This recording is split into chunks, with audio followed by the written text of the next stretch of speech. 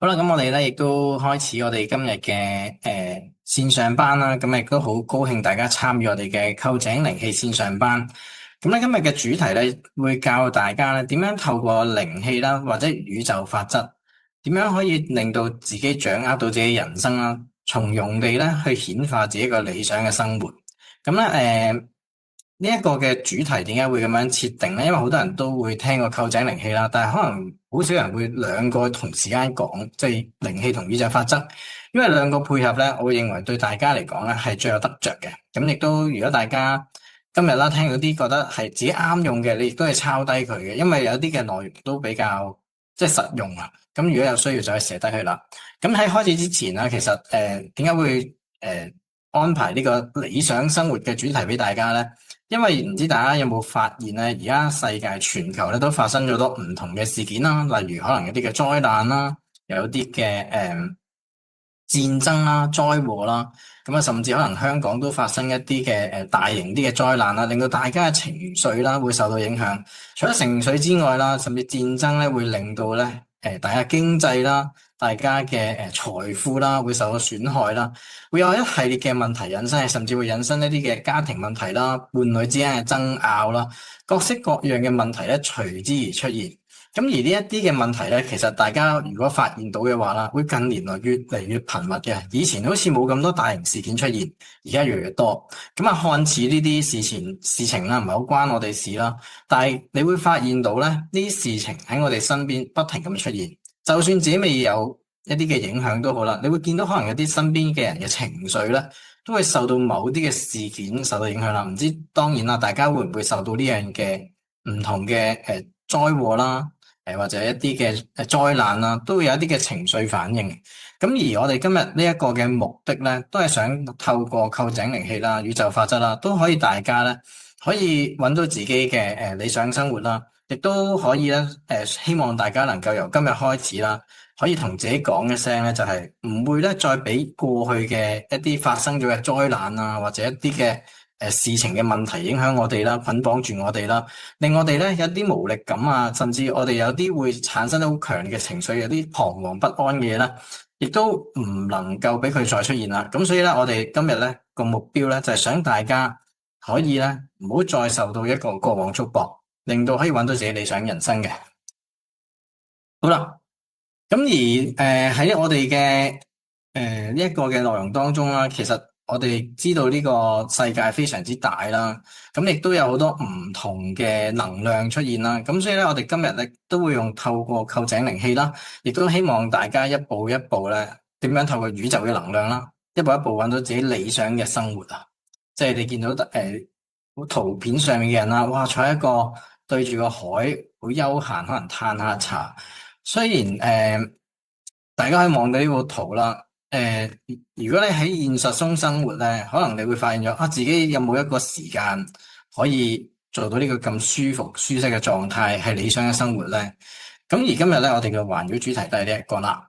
咁而因為我哋今日會講到臼井靈氣啦，同宇宙法則，佢個內容咧比較唔容易理解，咁所以我會用一個遊戲嘅形式咧，同大家分享，即係你可以理解人生咧，好似一場遊戲，打緊一個大型嘅遊戲。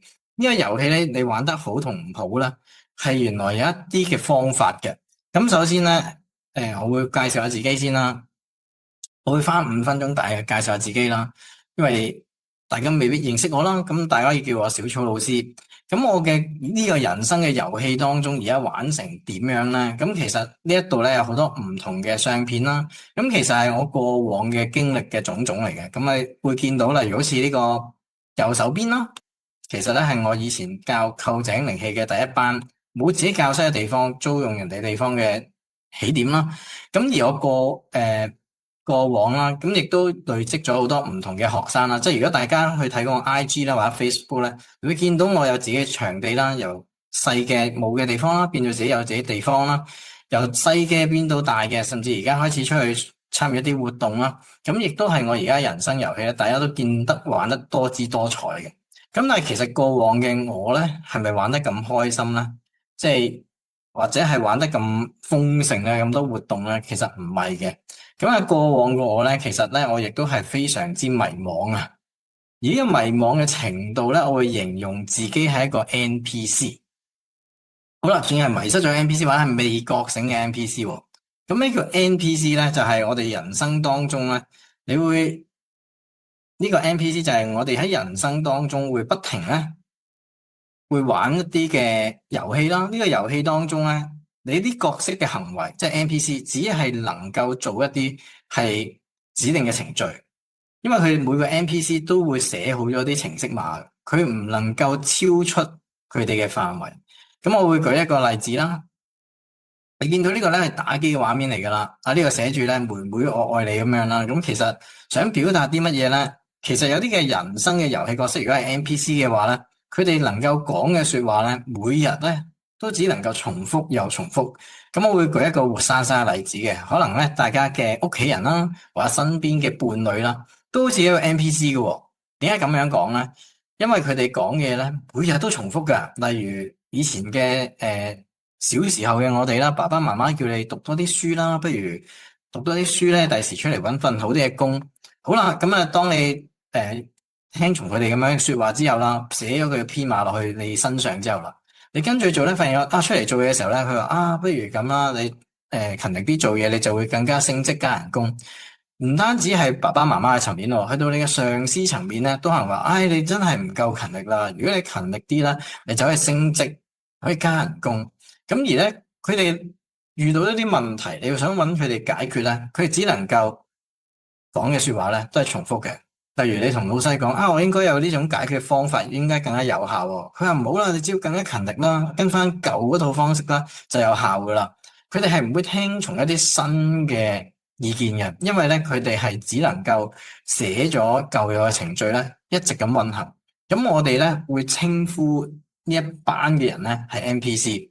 咁 NPC 係人哋之外啦，原來有機會咧自己係 NPC 嚟嘅。咁過往嘅小草老師咧都係 NPC，係一個迷惘嘅人生。好啦，咁而 NPC 迷惘嘅 NPC 會點咧？其實會覺得人生咧非常之黑白，因為你唔能夠跳出某個框架啦。例如我以前嘅工作好似社畜咁樣嘅，即係我以前都係打工仔啦，社畜嚟噶啦，好明顯，即係翻工放工啊，每日都等收工啦。咁然後每日翻工會唔會好開心期待正啊，今日會翻工咧？咁應該都唔會嘅，唔知大家會唔會啦？如果除非份工係你好熱愛啦，有一個可能性。如果唔係嘅話咧，我相信大家都覺得翻工未必係自己中意。咁而呢個過往我呢個人生咧係非常之迷茫，因為我喺度諗啦，如果我翻呢份工，我以前打工咧係做前線服務人員嘅，咁我翻工翻咗大約8年。我喺第4年打工嘅時候咧，都會問自己一個問題，就係10年後我究竟係咪仲做緊呢份工作咧？咁而我得出嘅答案咧，就係我係唔想嘅。但係嗰段時間我做緊嗰份工唔係做得唔好，亦都唔係話老細成日唔想識，人際關係都唔錯，但係總有一種感覺咧，呢個位置咧好似唔係咁適合我自己。唔知大家會唔會有呢種感覺？如果有嘅話咧，打1字，即係你會覺得明明可以返一份更加好就好啦，呢份工咧應該唔係好啱我喎。我轉工都努力過啦，我搵咗第2份工，點解都唔啱我咧？咁呢一種感覺我非常之強烈啊！但係我足足咧喺第4年嗰陣時已經日日都講辭職噶啦，但係都辭職唔到啊！唔係老細唔俾你辭職喎，係你辭職嘅時候你會即刻諗死啦，下一份工都唔知搵啲乜，都冇自己嘅人生方向，或者根本未搵到即係自己想行嘅路啊！咁嗰陣時我最迷茫就係搵唔到自己人生嘅路。係啦，嗰個感覺咧係又唔可以話痛苦，但係有種迷失嘅感覺。咁想當年嘅小草老師就係咁樣啦。咁而咧，直到我透過開始學習身心靈啦，咁學習臼井靈氣同宇宙法啦，人生會開始有少少變化。因為我嗰陣時搵唔到出口，搵唔到一個方法咧，令我嘅黑白嘅人生咧變得精彩。咁而學咗呢2套嘅叫做技術之後啦，另外咧，思維上產生咗啲變化嘅。咁我哋嘅思維變咗啲乜嘢咧？其實就係去嘗試做一啲未必自己過往咁做嘅事啦。咁亦都可能踏出我嘅舒適圈啦。咁陣間咧，我會好詳細一步一步咧教大家點樣去做成，即係可以跳出呢個困局嘅。咁而如果跳出困局咧，就好似呢個好靚嘅畫面啦。哇！你見到好開揚啦，心境開闊啦。咁甚至咧，其實我想講嘅就係呢一條瀑布咁樣，好似一個水流。咁點解要特別講佢咧？因為如果當你揾到自己人生嘅方向啦，或者好清晰知道自己想做啲乜嘢，唔再迷惘啦，你會達到一個順流嘅情況嘅。順流嘅情況即係你好自然地唔需要用力氣咧，就揾到一個理想嘅狀態或者理想嘅生活。唔知大家想唔想要呢樣啦？咁我想當年嘅我咧係極度渴望啊，甚至嗰陣時係懷疑人生嚟形容自己就啱啦。因為好得意嘅，唔單止我呢個情況，我嗰陣時嘅同事都有㗎，日日都話辭職，唔知我一個係成堆同事話聽日一齊集體辭職啦。但係第二日咧翻工都會見到大家啊，大家都聽日翻咗工喎咁樣。唔知大家有冇呢個身同感受嘅感覺？想當年嘅我咧就係有呢種情況啦。好啦，咁如果達到順流嘅人生啦，你可以理解就係當我能夠可以揾到自己嘅方向咧，就好似第二個人生咁樣，即係過往嘅人生係黑白色嘅畫面，OK，係冇一啲嘅光彩，甚至係即係迷惘啦、無奈啦咁感覺。咁而如果真係你揾到嘅話咧，你可以理解就好似一個第二個人生，哇！人生原來可以重新再嚟過咁樣。咁而我稱之為呢個狀態咧，就係玩家，即係玩家。遊戲中啱啱叫 NPC 嘛。未瞓醒嘅或者叫做未覺醒嘅 NPC 咧，人生通常好黑白，只能重複黑板。咁而當我哋開始能夠揾到自己嘅嘢咧，你就開始有精彩人生，就係真正嘅遊戲玩家啦。好啦，咁 NPC 咧通常都有幾個要點嘅，即係你會覺得自己咧係有呢幾個情況。首先啦，第一啦，就係呢個人生遊戲當中擺錯位啦，總有一種莫名嘅不安感啊！即係總之我返份工有時唔對路，同個伴侶又唔對路，總之係好似個金錢上都唔對路嘅，即係呢一個係個位置咧，永遠都唔舒服，會有莫名嘅不安感嘅。好啦，咁呢個係第一個要點啦。第二個要點啦，就係人生咧不停咁樣重複一啲唔愉快嘅事件。咁唔愉快嘅事件包括邊幾樣咧？包括我哋嘅事業啦，例如份工唔啱位，辭職再轉咗份工咧，都仲有呢個 pattern。例如人際唔係咁好喎，公司同事唔係咁好，諗住辭職再轉啊，隔一段時間咧啲同事又唔好喎。愛情都會嘅喎，愛情就係例如同一個伴侶一齊啦，每次咧分開嘅嗰個模式咧，都係同之前嗰次差不多。咁呢啲咧，我哋就叫做不停重複嘅唔愉快事件啦。咁我哋有另外一個名咧，去統稱佢嘅身心靈，我哋叫做課題，人生嘅一啲課題，係啦。好啦，第三個特徵啦，就係心裏邊渴望自由啦，活得精彩啦，唔知道出處嘅人啊，正如好似人生黑白，想變得精彩啦，有啲嘅朝氣啦，睇唔知邊度。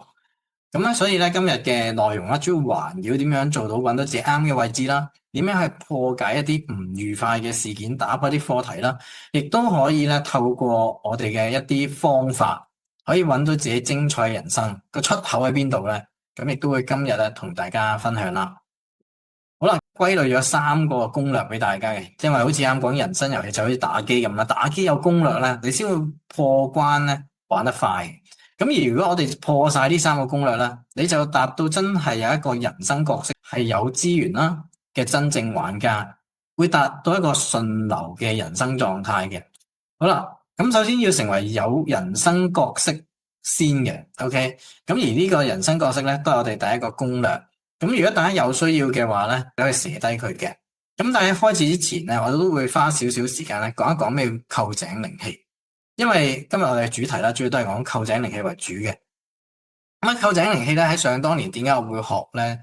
原因就係我想當年係好想幫助一啲嘅家人啦，或者朋友嘅情緒問題啦，因為受到情緒嘅困擾。咁但係咧，我亦試過睇一啲嘅精神科醫生又好啊，或者去心理輔導都好啦，我嘅朋友咧都冇幫助喎。咁我就嘗試去揾一啲關於療癒嘅嘢啦。但係如果大家有睇過嘅話咧，坊間有好多唔同嘅療癒嘅課程啦，好多唔同嘅工具啦。咁而我嗰陣時咧，見到好多嘅都有一啲嘅好濃烈嘅宗教嘅儀式㗎，或者可能一啲好大嘅儀式。咁啊，例如會連結一啲唔同嘅天使啊、神啊、佛啊。咁嗰陣時我對呢方面冇嘅認知咧，咁我嗰時係比較擔心嘅就係自己死啦，我去咗學咧會唔會俾人呃？咁而點解會學臼井靈氣咧？我第一樣學嘅身心靈嘅課程就係臼井靈氣啦。點解會學咧？原因咧佢好得意嘅，喺佢背後咧會有一系列嘅科研。佢會係有根據嘅，佢唔係一個純粹講話你信就有，同埋唔係話你覺得係或者你感受到先係。佢直情係用科學嘅層面咧，係解釋到呢個能量係存在同埋有咩效果。咁而令我咧覺得我就去嘗試接觸一樣唔係 V 運運嘅能量啦。咁而靈氣咧就係呢一種。好啦，咁佢嘅科研有啲乜嘢咧？靈氣而家都算係比較普及啊。即係如果喺呢個身心靈界咧，好多人都會聽過臼井靈氣。咁靈氣而家普及嘅原因咧，就係首先醫院都用緊嘅。咁香港醫院就冇噶啦，但喺外國嘅醫院咧，喺紐約啊、加拿大、美國啊、英國等地咧，都會可以咧直接攞嚟做輔助嘅療愈啦。咁而佢個功效咧，就可以令人放鬆啦、平靜啦、一啲嘅痛症啦、增強免疫系統、減低壓力、減低止痛藥嘅需求啦。如果係失眠嘅人，可以改善睡眠啦，就可以食肉會提升翻，令你個身體會更加健康啦，加速一啲愈合嘅過程。例如你做完手術啦，佢可以幫你快速啲康復。咁而呢一個咧，亦都係冇副作用同埋冇禁忌啦。咁而亦都有專家研究啦，因為呢一個咧，如果我哋啱講到話有科研喎，即係有一啲專家研究咧，係博士嘅級別嚟嘅。咁而究竟有邊啲嘅博士研究咧？其中一個咧，我會覺得係比較真係出色嘅個名，即係佢個範疇比較出色嘅。佢咧叫芭芭拉，咁芭芭拉係一個物理學家啦。咁其實物理學家唔能夠形容佢嘅職位，佢係美國太空總署嘅顧問。咁而佢咧亦都係透過研究手療咧，寫一系列嘅邏輯啦，同埋科學理論，咁令到咧美國嘅一啲大學有啲身心靈嘅課程出現，因為佢已經唔係純粹一個信念啦，唔係一個感覺，佢真係有個科學背景喺裏邊。好啦，咁而除咗科學背景啦，有醫院用緊啦，即係有一系列嘅 report 啦。咁如果大家想揾臨床實驗咧，大家可以上網揾呢個 IARP 咧，就好多靈性嘅新聞同埋文章啦，甚至一啲嘅你直接打臨床實驗已經一大堆噶啦。好啦。咁而另外一個普及嘅原因，或者我點解到時嗰陣時揾到佢咧？原因咧，佢原來有好多嘅國際協會嘅 support 嘅。咁首先有個叫做 International Association of Reiki Professional 啦。咁呢個咧其實即係啱啱嘅簡稱 IARP。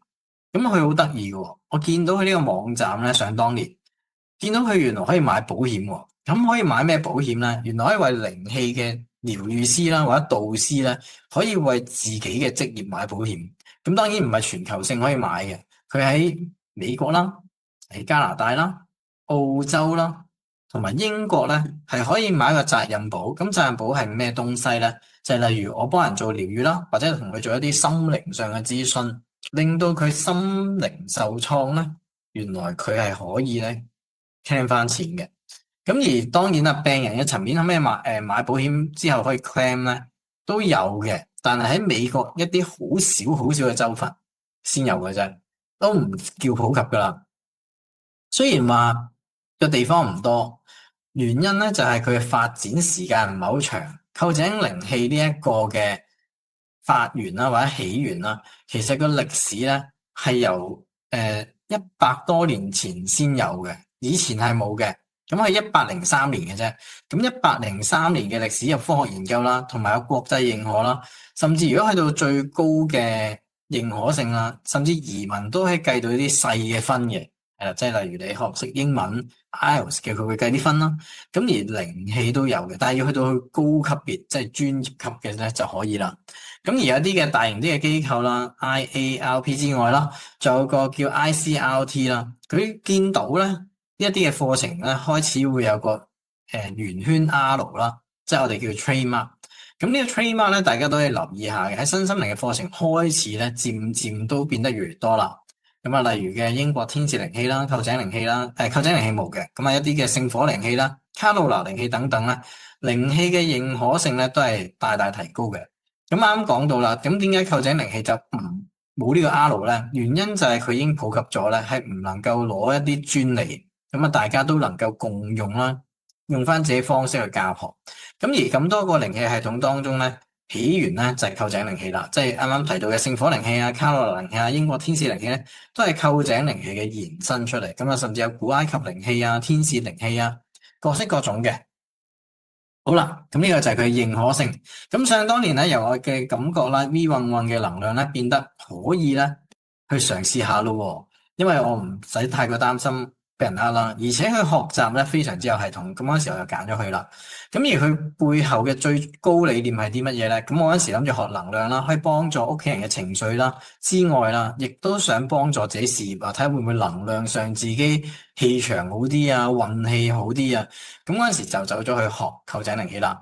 咁但係學咗嘅時候咧，咁我初頭嘅認知就係能量嚟嘅，佢係關於手療。但係我學下咧，學到最高階啦，大師階咧，發現咗咧，原來佢最高嘅理念咧，原來唔係就係能量咁簡單。原來靈氣咧，佢係有一個最高嘅理念係安心立命。咁安心立命咧，先問下大家先，即係我未解釋之前啊，我都想知道大家咧，而家呢一個生活狀態啦、工作狀態啦，或者你嘅人生呢刻嘅狀態啦，安唔安心咧？先問下大家先。如果大家覺得安心嘅咧，打3；如果覺得唔安心，打4。咁點解叫大家打數字咧？原因大家咧喺睇 Zoom 嘅時候咧，打字唔係咁方便啊。因為我以前都好中意睇 Zoom 啊。睇 Zoom 嘅時候打字咧，又要撳嚟撳去比較複雜。咁所以打數字咧就最容易咧令到大家表達到你自己嘅心態啦。咁咧我見到啦，哇！大家都係打4比較多喎，安心打3啊，唔安心打4。咁咧我見到安心咧得2個。咁啊，唔安心嘅就有6、7個啦。咁其實你見到比例咧，其實都好反映真係呢個社會嘅現實。咁啊，其實咧，基本上有10個裏邊啦，安心嘅咧可能係2個㗎咋。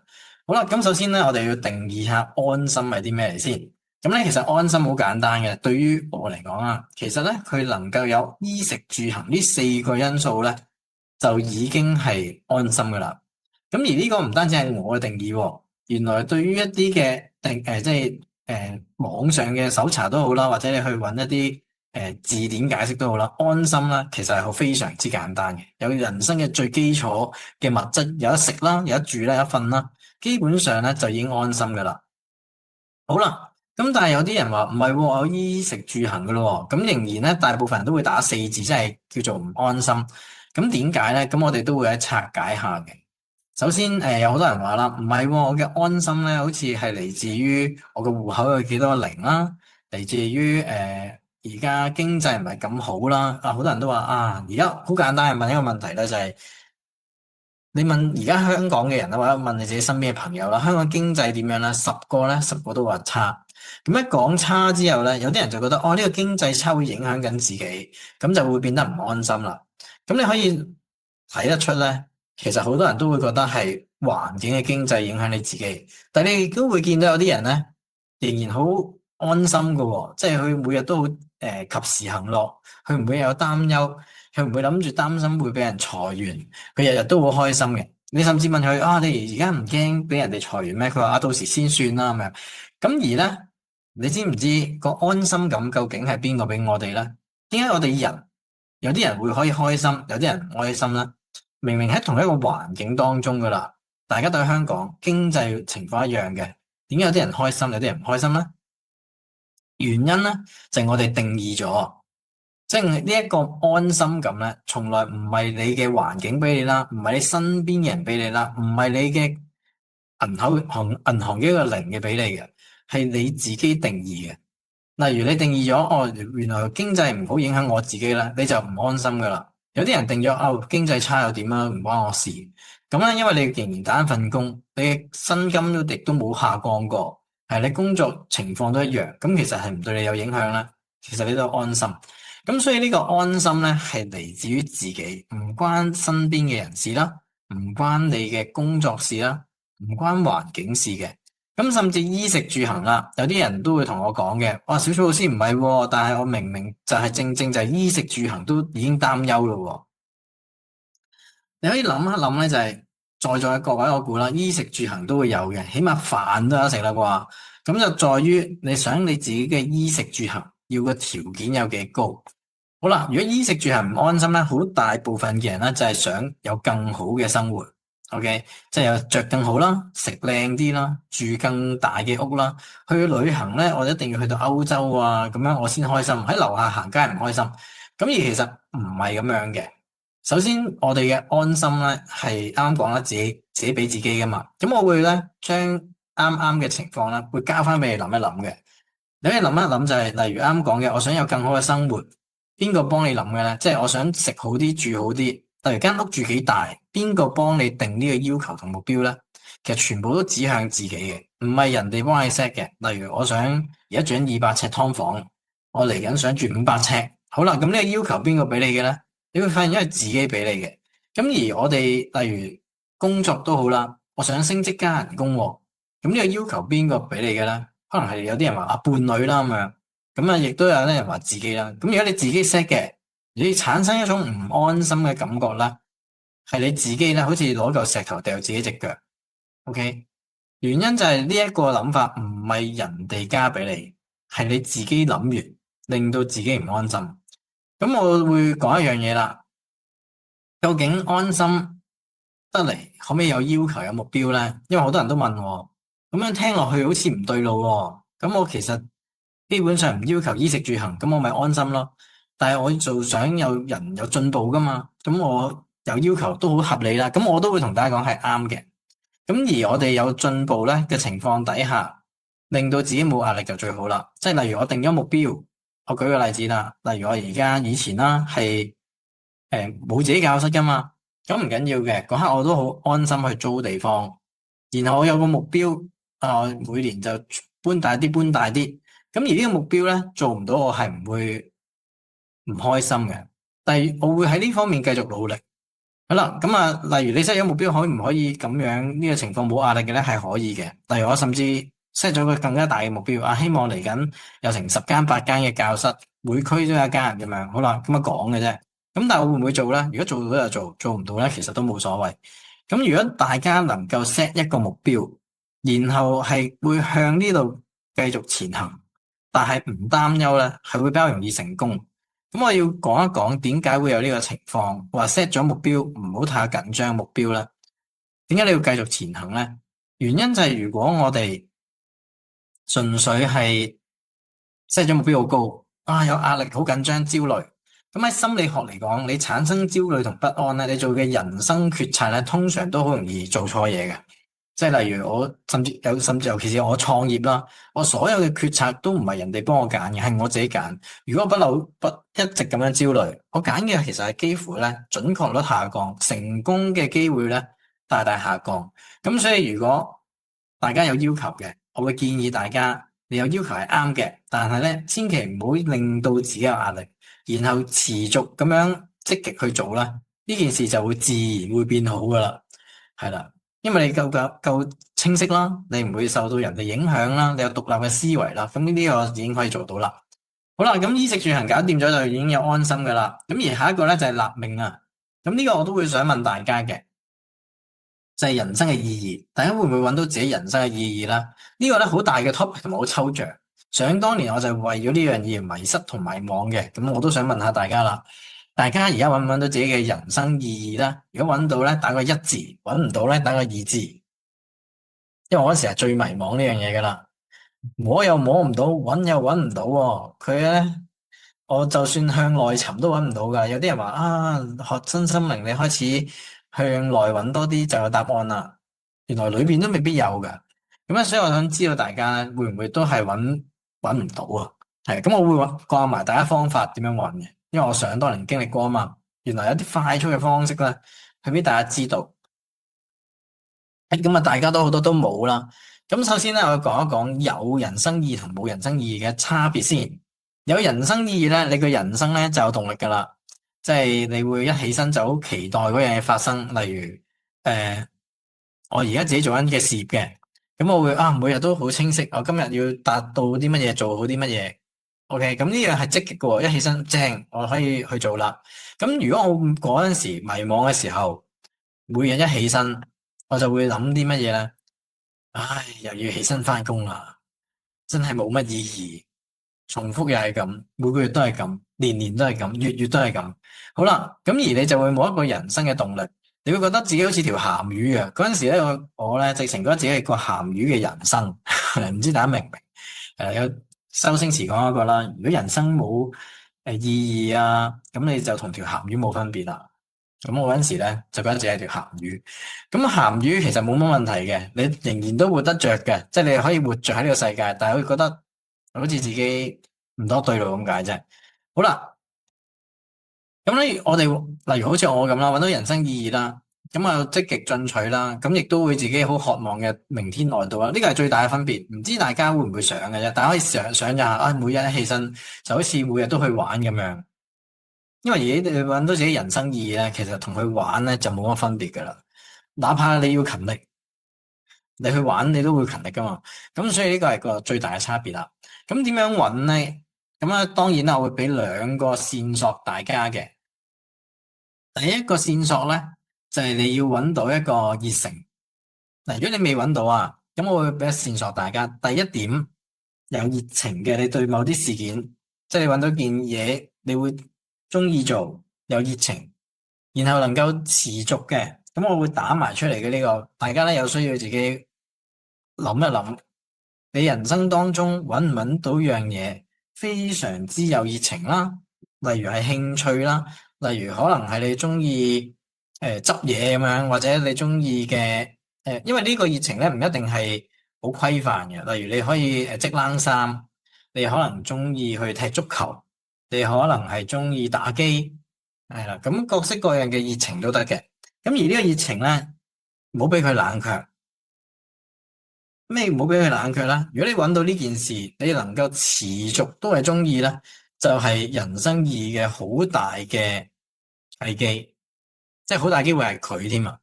即係你能夠做嗰樣嘢唔會停噶啦。咁我以我為例啦，想當年學完身心靈嘅內容之後啦，我發現真係好中意呢個範疇。我10年前學嘅，到而家我都仍然覺得呢樣嘢好多地方可以探索啦、研究啦。就算哪怕我曾經人生打工嘅時候好忙碌，放低咗1年半載，轉個頭咧就好快燃燒翻個熱情嘅。咁呢個咧就係大家要揾到呢一個人生意義嘅重要嘅 point。好啦，唔知大家即刻叫大家諗到啦。咁如果話諗唔到咧，就當然仲有方法。如果諗到就恭喜你，已經有個線索先。但係你會質疑吓，呢個我中意啫，但好似搵唔到食喎，真係人生意義。咁咧亦都陣間會講埋究竟能唔能夠做到呢樣嘢嘅。好啦，咁樣搵唔到點算咧？搵唔到咧，你係要再喺上一個嘅階段嗱。如果你啱啱喺搵到熱情同持續嘅東西啦，你都差唔多搵到噶啦。咁如果冇咧，你就要探索，好似放大鏡咧，周圍搵下佢。咁咧，我哋搵呢個嘅人生意義啦，其實有兩個方向嘅，一個叫外在探索，一個叫內在探索啦。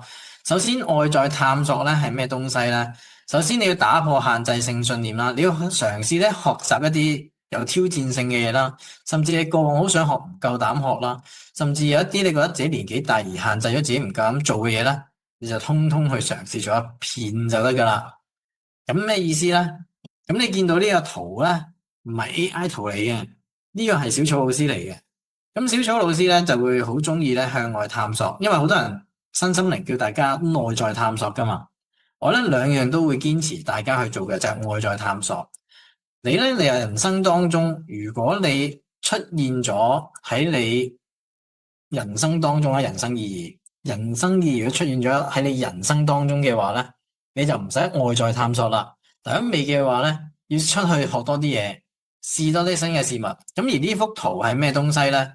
就係我想當年定咗個目標，想40歲之前咧上去打擂台，打拳擊 boxing。OK， 好啦，咁我上呢個擂台，定咗40歲要上，咁我30幾歲定嘅。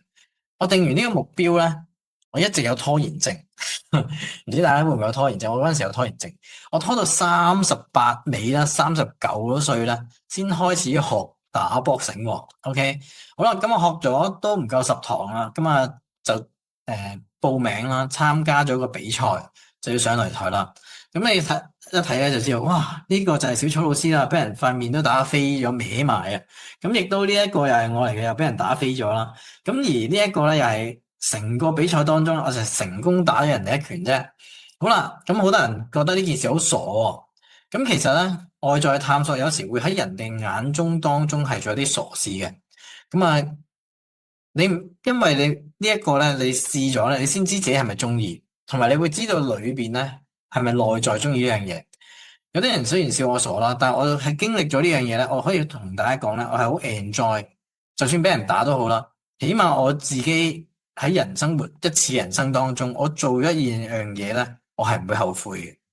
我唔知大家敢唔敢講呢句說話，就係你做一個決定，你唔後悔，就算俾人打你都唔後悔就得噶啦。咁而呢個咧就係令黑白嘅人生變精彩嘅其中一環。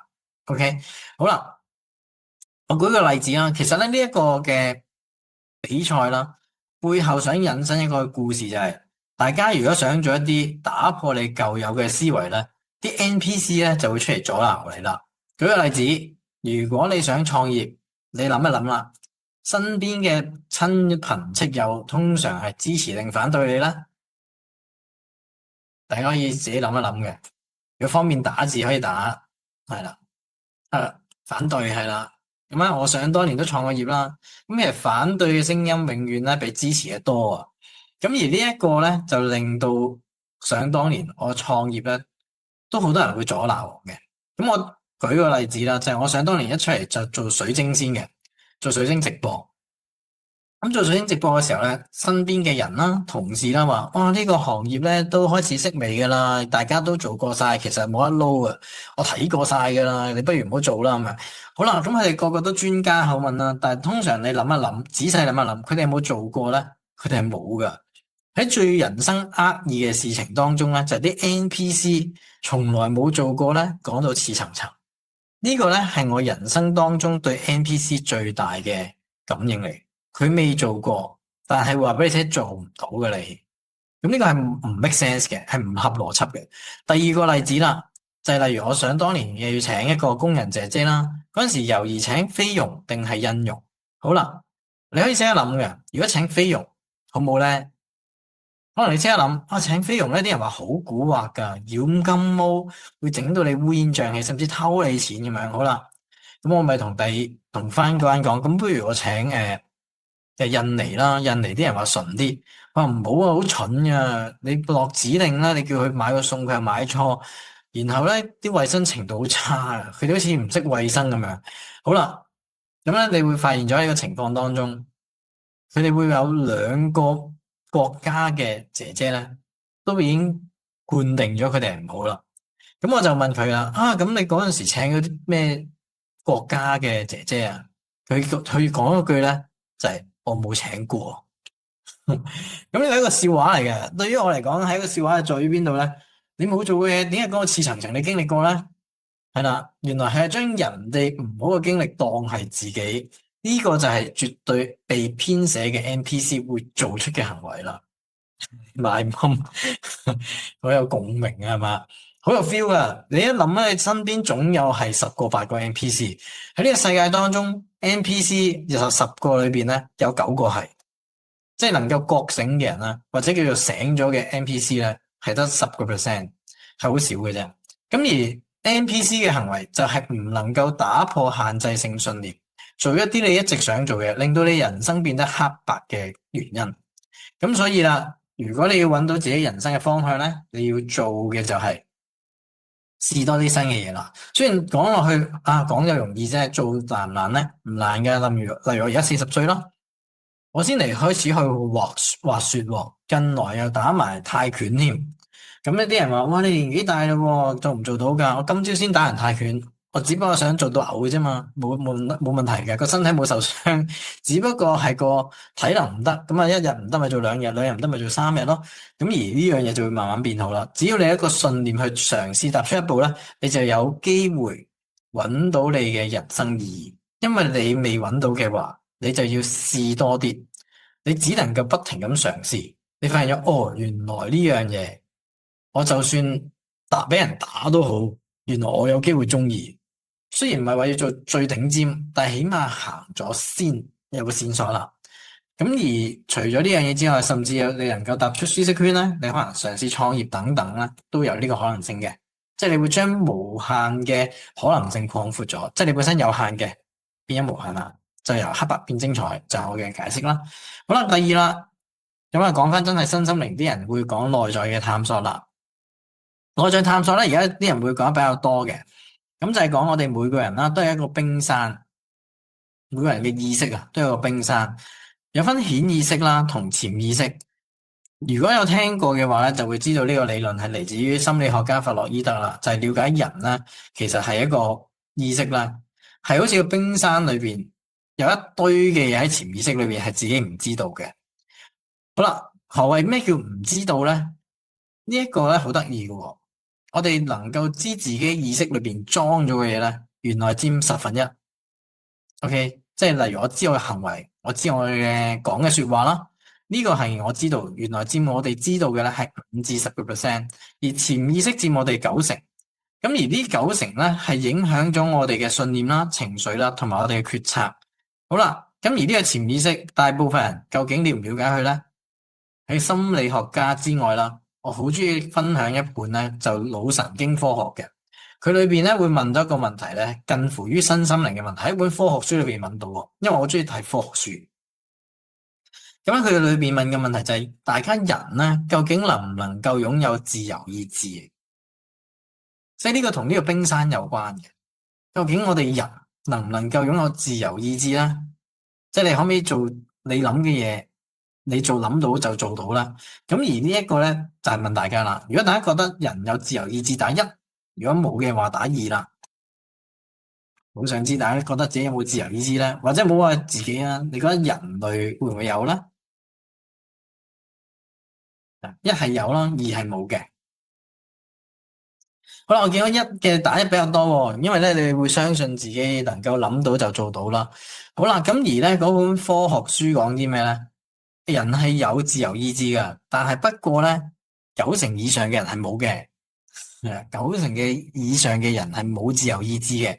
原因咧，大部分嘅人嘅潛意識呢個部分咧係被編寫嘅，並不是自己。咁佢會受到咩影響咧？會受到環境影響啦，受到你家人嘅影響啦。我哋嘅潛意識究竟係邊個編寫咧？就係由 NPC 嘅父母開始編寫。而如果你會遵從 NPC 嘅說話咧，你就會變埋個 NPC。NPC 係無處不在嘅。你以為我脫離咗父母，我開始唔聽父母說話，我反叛啦，咁我就已經唔係 NPC，並不是，因為你跳出咗呢個父母嘅圈圈之外啦，去到工作咧又有個圈嘅社會嘅框架啦、家人啦，佢完全編寫緊你嘅程序。咁而90%嘅人咧就係 NPC 啦。咁而點樣先會有咧？你就開始要探索同了解裏邊究竟裝咗啲乜嘢。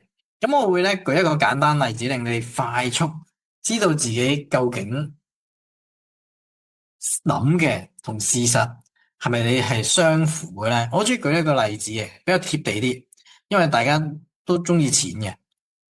咁我先問下大家啦，大家覺得自己中唔中意錢先？我希望大家都參與，因為呢個遊戲咧幾好玩。嗱，如果你覺得自己中意錢咧，打個8字先，888咁樣係啦。如果覺得自己唔中意打錢嘅，打444。唔中意錢嘅打444。好啦，咁我見到一大堆888啦。我都覺得自己中意錢喎。好啦，咁啊得一個唔中意錢嘅啫。咁我唔排除呢個可能性嘅。咁咧我會問一個問題喎。咁咧就知道你究竟係咪中意錢啊？好多人都覺得自己中意錢嘅。好啦，大家應該係打緊工啦，或者自己創業啦。咁我先假設大家打工先，因為打工咧係容易啲問到個答案嚟。如果你而家打緊工，放咗工之後，你有冇搵多份 part time， 做多份秘撈，搵多一份嘅錢咧？如果有打1，冇打2。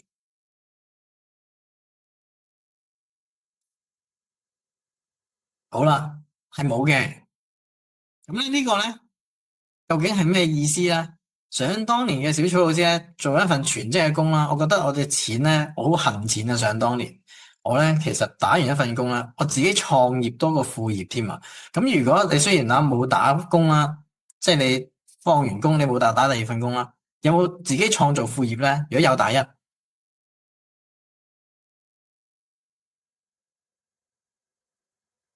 如果冇打二，冇嘅。有人有創造副業喎，咁都好啲，但大部分都冇喎。好，咁我繼續問啦。第三個問題，好啦，你放咗工之後，你冇打工啦，你冇創副業啦，你有冇去學下啲投資嘅嘢，令到自己多少少錢啊？如果有咧，就打三，冇打四。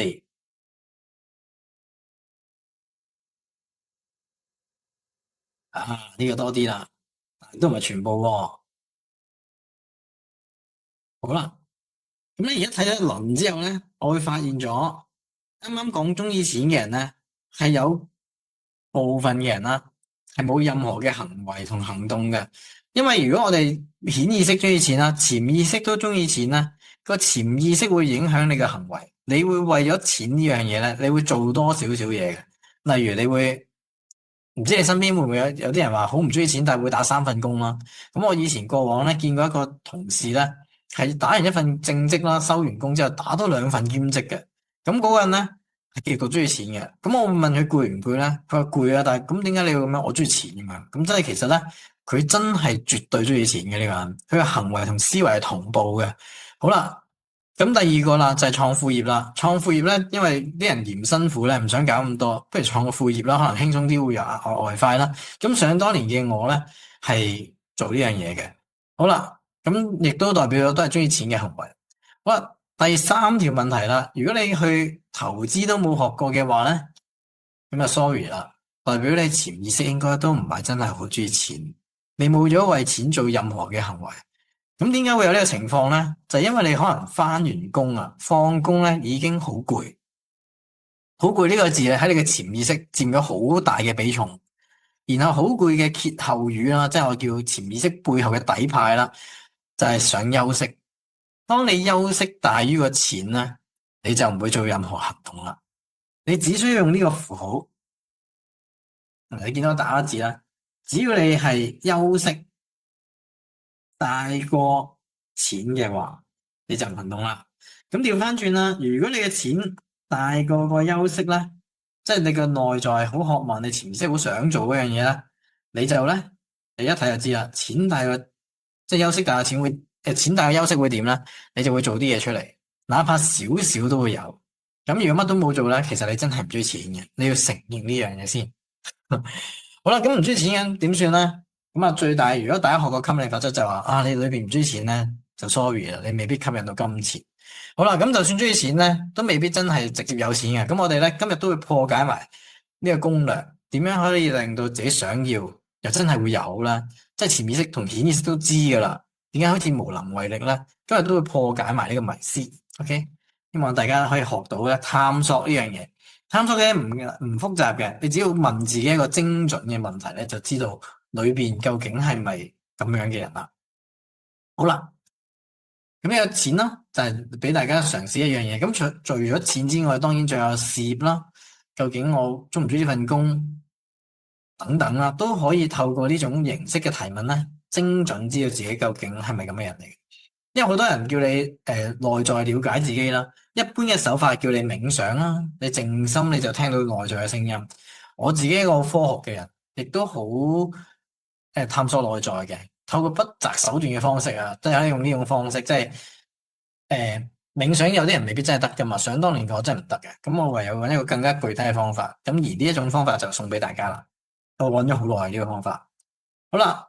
咁而咧，而家就真係正正式式咧講呢一個破解人生理想人生嘅攻略啦，即係做一個真正嘅人生玩家。好啦，咁而大家有需要嘅話啦，就抄低佢啦。因為每個內容咧，你就算去出邊上一啲靈性嘅堂，都未必分享到俾你。咁有需要真係抄低佢。好啦，咁啊第一個嘅攻略啦，就係將自己擺啱嘅位置。咁啊聽落去哇，咁簡單。呢個咧係有個括弧人生角色啊，咁因為我哋啱講啦，我哋想用人生係一個遊戲咁樣咧，去俾大家知道，原來人生只要揾到個人生角色咧，你就會係舒服噶啦。即係舉個例子啦，打機會有個咩打前鋒啦、中鋒啦、後衛啦，即係或者可能咩弓箭手啦、防禦啊、咩坦克啊嗰啲，即係有唔同嘅遊戲角色嘅。咁然後你揾啱咗自己角色咧，你個人嘅狀態會點咧？你就會好輕鬆、好舒服啦。咁呢幅圖咧，其實想俾大家知就係佢而家翻緊工啊。翻工咧個狀態好超噶，嘆下茶啊，望住個 mon 啊。其實佢係做緊嘢，但係其實大家覺得佢超緊嘅啫。佢其實做嘢同冇做嘢咧都一樣，即係佢生活等於工作，工作就等於生活咧，就係揾到你啱嘅位置嘅特徵啦。咁唔知大家能唔能夠講你嘅生活等於工作？咁我而家一定可以啦。想當年嘅我梗係唔係啦。而家我都好超啊，成日都覺得自己嘅生活，因為我工作都係咁樣。OK? 好啦，咁所以呢個咧就係揾到啱嘅位置就有呢個狀態，舒服嘅。OK，好啦，咁而點解大部分人都揾唔到自己啱嘅位置咧？首先啱都同大家講過啦，因為我哋嘅潛意識內在咧，俾你編寫啊，編寫咗人哋嘅期望啦，家人嘅期望啦，甚至啦，如果你揾份工咧，其實如果你夠食夠使，如果話10000蚊都夠咧，其實係可以嘅。呢個香港，好多人話你揾呢個錢唔得噶喎，即係當你自己滿意嘅話咧，其實你揾10000蚊咧，其實就已經係擺啱自己位置噶啦。但係可惜嘅就係可能屋企人話你可唔可以努力啲啊，上進啦你咁樣，咁咧你會令到自己覺得自己做錯嘢，咁你就開始揾我真係可能要揾份好啲嘅工。好啦，咁亦都會跟埋社會嘅金錢標準啊，你會睇埋而家社會嘅咩入息中位數係唔知18000蚊咁樣。好啦，我低個中位數，我係咪即係低人一等咧？其實唔係嘅，只不過咧呢個社會風氣令到你覺得係。其實最啱嘅位置咧，唔一定你要揾到自己嘅比你想象多嘅錢，甚至你只要個足夠令到你自己生活，而你覺得係我啱嘅呢個位。有啲人可能做 part time 嘅都能夠過活㗎喎。咁而 part time 完之後嘅剩餘空間，可能佢會讀下書啊，可能去大自然去輕鬆下，唔需要花費嘅。其實佢已經係一個理想嘅狀態，理想嘅位置。咁呢個亦都我自己揾到自己嘅人生嘅角色。OK，咁亦都唔好攞人哋嘅眼光咧，去揾自己人生嘅角色咧，先係最快揾得到嘅。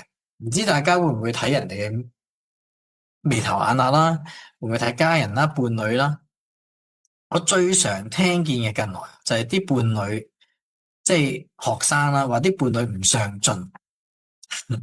唔知大家會唔會聽過呢句嘢？希望我嘅伴侶上進啲，或者我個伴侶咧係唔上進咁樣。咁呢個究竟對方你有冇將你嘅標準加咗落佢嘅理想人生嘅位置咧？即係佢本身人生嘅角色最啱嘅位置唔係咁樣，咁你交俾佢可能會有壓力。OK，咁呢個大家可以之後再深層啲去諗，究竟除咗自己揾唔揾到之外啦，身邊嘅人有冇俾你加咗啲嘢落去咧？咁呢個係要思考嘅。咁而我哋可以透過了解自己咧，就揾到自己啱嘅位置啦。即係你真正嘅需要。咁真正嘅需要點樣揾到咧？而家教埋個方法。首先啦，如果你而家係第一個有3個步驟啦。第一個步驟，你要觀察到一啲唔順眼嘅東西。咁舉個例子啦，例如你而家翻工，你最唔順眼係啲咩？最唔順眼係份人工都得噶，人工太低。咁可能咧，第二樣啦，唔順眼就係工時太長，甚至唔順眼嘅就係唔順眼啲同事成日都同我爭拗，成日啲嘢射波俾我身上，全部啲嘢我要做嘅。咁呢個咧就係你要觀察到先，觀察到你做咩？你要 mark 低佢，因為你唔 mark 低佢咧，你係冇得再處理，揾到你自己最啱嘅位置。咁所以第一個係觀察到先啦。第二咧就要分析潛意識背後嘅原因，唔係分析原因。例如你睇同事唔順眼，因為佢樣衰咯。咁呢個咧唔係原因嚟嘅。咁可能真正原因你真係覺得佢樣貌問題啦。咁但係要諗潛意識係咪咁嘅原因？因為我哋啱講過啦，顯意識同潛意識係有兩個 mindset 嘅，諗嘅嘢係唔一樣噶。你中意錢又得，潛意識可以唔中意噶嘛。我哋要分析潛意識究竟點解會唔中意。咁我會用翻啱份打工嘅例子啦，就係我覺得咧翻工時太長啊。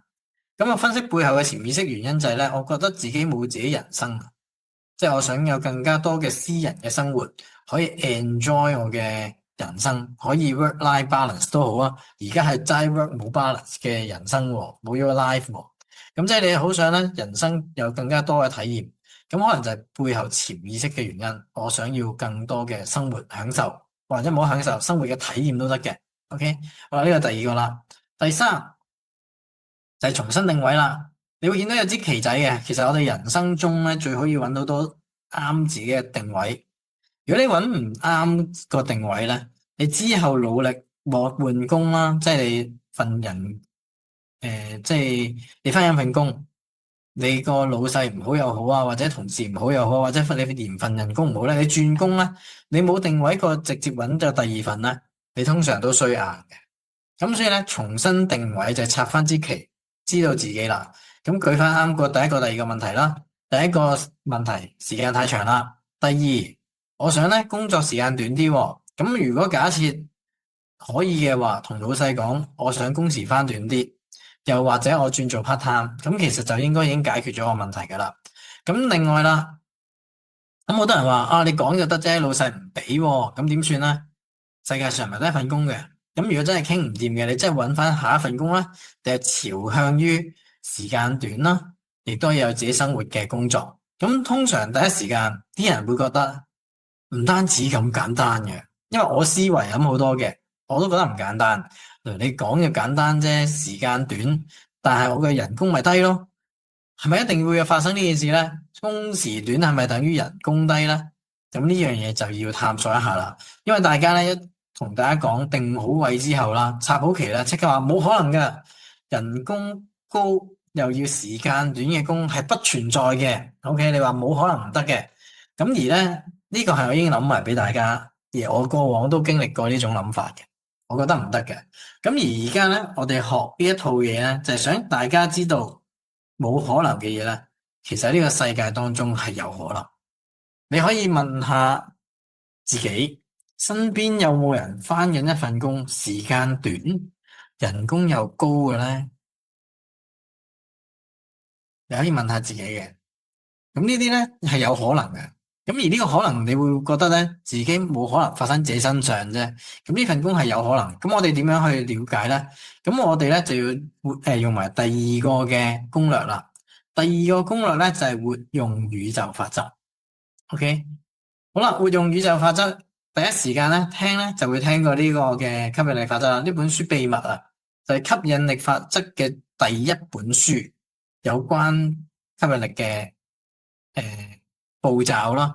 咁而咧，我想同大家講嘅就係吸引力法則咧，並唔係真正嘅宇宙法則嚟。因為喺坊間當中啦，好多人都叫你咧諗個結果啊。你就會吸引翻你想要嘅嘢。舉個例子啦，你只要諗咧，啊，我好豐盛啊，我好開心，好快樂啊，啲錢會自己流向我身上。你每日每晚去念啦，你初頭都有啲效嘅，但係後來係會失效嘅。唔知大家有冇經歷過？而真正嘅宇宙法則能夠活用宇宙法則嘅話咧，呢個嘅吸引力法則咧，只係一個最表皮嘅最表面嘅一個宇宙法則，甚至連宇宙法則都唔算啊，佢係唔能夠列入宇宙法則嘅。雖然佢叫吸引力法則，但係其實佢背後咧並不是宇宙法則。好啦，咁我陣間會講一個真嘅宇宙法則俾大家聽啦，等大家能夠活用嘅。係啦，宇宙法則咧喺我哋會分享啦，即係我嘅認識當中最出擅長有7個，咁咧今日會分享1個，咁亦都同吸引力法則有關嘅，等大家令到你嘅吸引力法則更加完善嘅啫。好啦。咁好似啱咁樣講啦，如果嘅學吸引力法則啦，我哋會學我哋會正念思考啦，正面思維啦，我哋唔可以諗負面嘅嘢啦，一諗負面嘅嘢咧，唔好嘅嘢咧就會自己吸引翻嚟。咁呢一個嘅正念思想咧，其實會令你中毒噶。你所有嘅負面嘢，你抗拒晒佢咧，你會令到自己咧唔能夠俾自己有一啲唔好嘅東西喺你身上。而你冇處理過一啲有毒嘅喺你身上咧，其實你會真係會中毒嘅。舉個例子就係情緒啦，你咧可能會經歷過一啲事情，就係經歷咗就係你見到哇，我一大堆嘅賬單，你要好多嘢找數，你見到都頭痛噶啦，然後同我講我好豐盛，好快樂，好開心收到呢個賬單，耶咁樣，OK，好啦，咁你係咪真係個情緒係呢種 mood 咧？呢個係夾硬。個顯意識轉咗，但係潛意識裏邊嘅焦慮不安咧，你唔能夠處理佢咧，其實都係唔 work 嘅。咁另外再第二個例子啦，就係咧同伴侶分離喎，呢個同伴侶嗌交啦，然後你嘅伴侶同你講我提分手咁樣，好啦，分開咗嘅時候咧，你能夠安慰自己用宇宙法則、吸引力法則咁樣講啦，所有嘢都係宇宙嘅最好安排，呢件事係我應該要經歷嘅，好開心。一定會有更好嘅嚟緊。好啦，咁嗰陣時你係咪真係開心咧？你係咪真係覺得宇宙安排咧？定係真係想同翻呢個一齊咧？咁呢個咧，我哋就稱之為一個靈性中毒嘅現象啦。即係我會用咧心靈毒雞湯去形容呢單嘢嘅，因為我嗰陣時咧都覺得冇理由咁簡單嘅。所有嘢個宇宙法則俾你咁容易學得識，就唔叫宇宙法則啦。因為係好嘅智慧，唔係一個單憑你嘅信念定咗喺同一樣嘢就得噶啦。咁所以咧，會形成一個問題，就係你唔知呢個宇宙嘅底層編碼。宇宙法則咧就好似呢一個遊戲 program 嘅底層編碼，亦都係遊戲嘅規則。如果你能夠攞到呢個宇宙法則，就好似喺呢個遊戲當中咧攞到個說明書，即係攻略。而呢個攻略，你玩呢個遊戲，你可以一諗就知啦。你拎住個攻略玩遊戲，快啲過關啦，定係冇攻略盲中中去玩會容易啲咧？一定係有攻略玩得容易啲，甚至玩得開心啲。你可以揀你想玩嘅嘢，甚至有啲隱藏嘅秘道咧，都透過呢一個嘅攻略咧，俾你知道咗。咁你就唔需要行冤枉路。好啦，咁而宇宙法則咧就係知道咗底層嘅編碼，從而令你咧可以做到你自己想要嘅嘢。好啦。咁而我會咧呢度講一個宇宙法則先嘅。呢個底層編碼咧，我想講嘅咧就係一個叫因果法則。個因果法則應該大家聽過嘅。咁咧，而如果用吸引力法則啦，其實佢會咧用因果法則嘅果法則嘅啫。原來因法則同果法則咧係可以拆開嘅。咁而大家學嘅吸引力法則啦，坊間咧比較多嘅就係你咧只需要追求個果就得啦。例如而家呢份工，同同事關係好差，原因就係咧，你啲同事成日掉晒啲嘢俾你做，你好唔中意做，你又唔識拒絕佢啦，然後令到你 workload 上升，你就開始怪責同事，但係你唔敢講出聲喎，然後你覺得唉，真係越嚟越想疏遠佢啦，甚至有時咧真係為咗呢樣嘢嗌交啦，明明咧都平時都係幫佢做開啦，突然之間拒絕佢咧，哇，佢竟然反面喎，咁然後你就好想轉工啦，咁你就期待用吸引力法則。唉，啲同事真係好衰啊！希望咧下一份工咧，啲同事咧會更加好。好啦，咁當你轉咗下一份工咧，你發現咗咧，啲同事一開頭係好好㗎，但係隔咗可能某個指定嘅時間，好似魔咒一樣嘅。有啲人可能係3個月啊、半年咧，每轉一份工咧就有同樣 pattern，甚至伴侶嘅關係都一樣嘅。好啦，咁而我舉翻工作嘅例子啦，如果你係用呢種心態，用個果咧去轉個果咧。其實係唔 work 嘅，因為因果法則咧係唔能夠獨立應用，而吸引力法則咧就強調大家睇個果，唔睇個因。好啦，咁如果用翻啱個例子，如果你要轉工，你唔人際關係唔好，你想轉工之前，你就要諗下你本身嗰刻啱嘅人際差係原因喺邊度？原因就係咧啲同事叫你做嘢，掉晒啲俾你做。原來你係唔識拒絕好，你話冇所謂，你交低俾我啦，因為你新嚟啊嘛，咁你就應承咗啦。好啦，咁但係你發現咗呢件事唔對路喎，佢越掉越多，越掉越多。